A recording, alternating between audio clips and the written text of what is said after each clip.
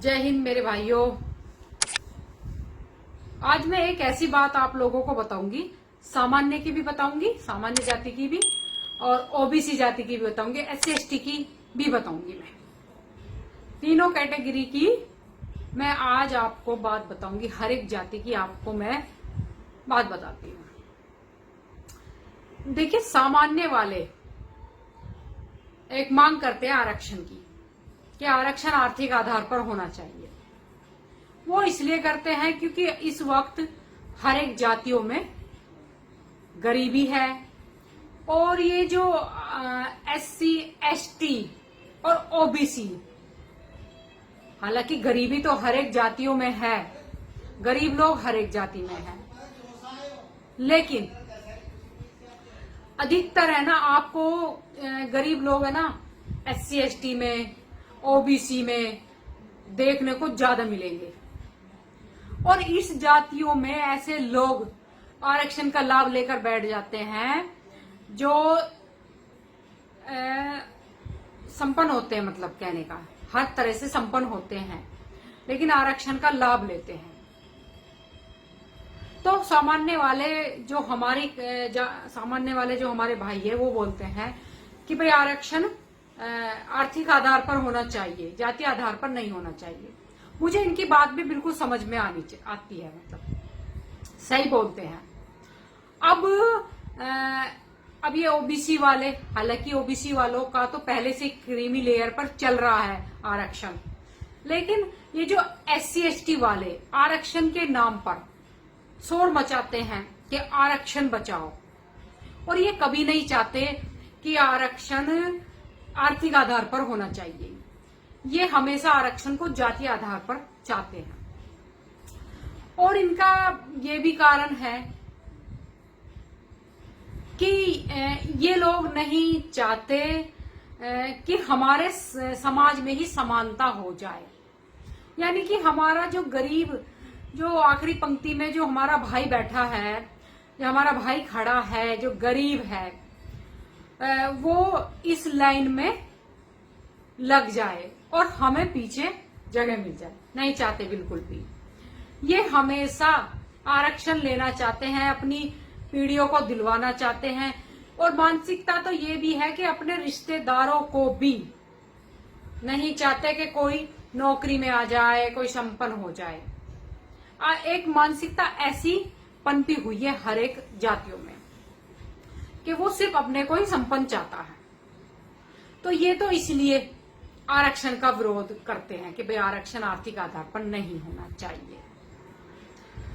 लेकिन सबसे बड़ी जो बात है, मैं एक चीज समान देख रही हूं, समान रूप से, जो ये है कि हर एक जातियों में ऐसे ऐसे सामाजिक संगठन आपको मिल जाएंगे जो जातीय व्यवस्था का विरोध करते हैं। वो सामान्य में भी है, ओबीसी में भी है, एससी एसटी में भी है, और एक दूसरे को आपस में कोसते हुए मिल जाएंगे, आपस में आरोप लगाते हुए मिल जाएंगे कि भाई ये जो जातीय व्यवस्था, ये जात पात की जो भेदभाव है, ये इस कैटेगरी ने या इन जातियों ने शुरू करी है या कर रहे हैं या अभी भी कर रखी है।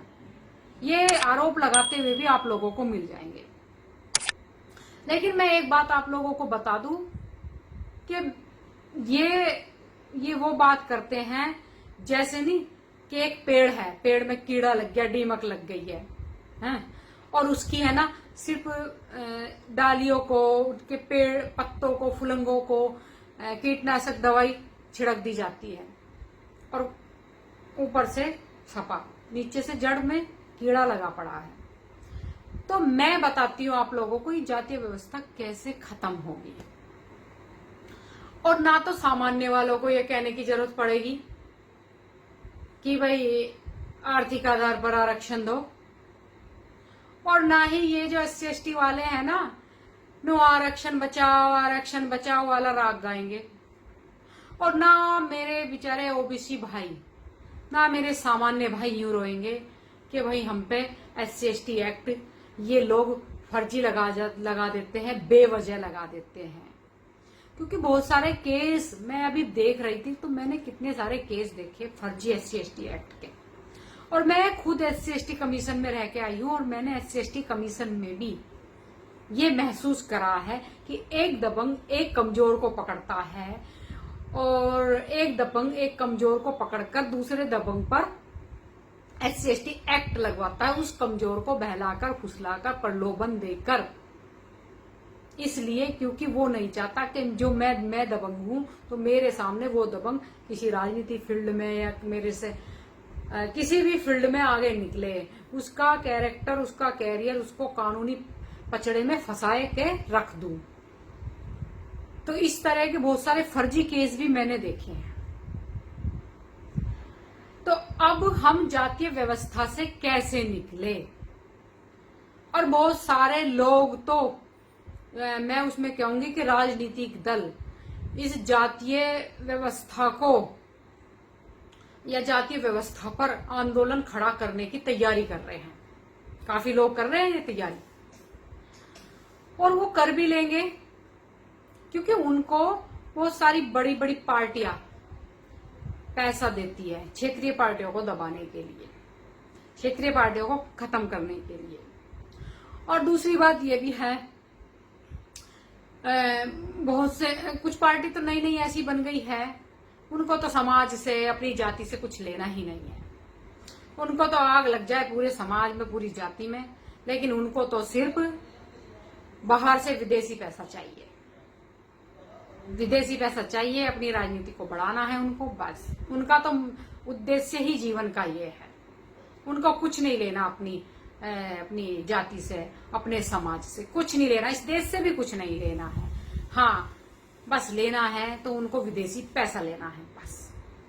विदेशियों का जो असामाजिक ताकतें हैं, जो ऐसी ताकतें हैं जो हमारे देश को खोखला करना चाहती है, उनका पैसा उनको खाना है बस। वो तो इसलिए फील्ड में उतरी हुई है।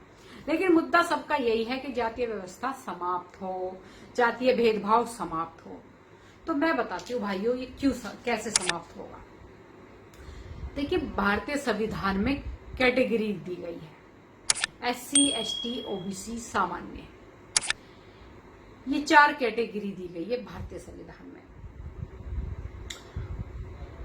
अगर हम इन कैटेगरी को समाप्त कर देते हैं तो हम सब भारतीय हो जाएंगे, हम सब नागरिक एक समान हो जाएंगे, और फिर जो काम होगा ना, गरीबों पर होगा। देश की गरीबी हटाओ, इस पर काम होगा।